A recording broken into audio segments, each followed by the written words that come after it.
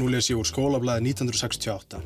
Það væri fremur óskemmtilegt að heyra og sjá allskyns blökku og múlattalíð tala móðurmál vort og telja sig til vorar þjóðar. Nú ég hingað mættur altalandi á íslensku. Þetta eitthvað sem hún sérð eftir? Já, þetta auðvitað bara óskiljanlegt að þetta skildi sett á blað fyrir tæplega 50 árum. Þetta eru fáránleg ummæli og voru það þá og eru það nú og ég náttúrulega bara skammast mér fyrir þau.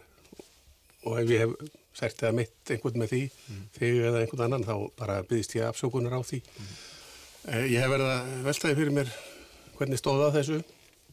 Þetta er óskiljanlegt fyrir mér. Þetta eru nefnilega heimskupör. Þetta eru heimskupör í 16 ára menntaskólastrák sem birtust í fálesnu skólablaði. Og af því að þetta eru heimskupör þá er eiginlega ekki hægt að útskýra þetta. Og þetta var ég ekki alin upp við neitt svona og hef ekki alin mín börn þannig upp. Var þetta einhver klíka í MR sem var svona á villigötum með þjóðernistilburði? Ég vil ekki koma þessu yfir á neitt annan sem ég hef sett á blað. Það getur vel verið að þetta endurspegli að einhverju leyti, einhver tíðaranda þarna upp á 1960 hérna á Íslandi og út heim.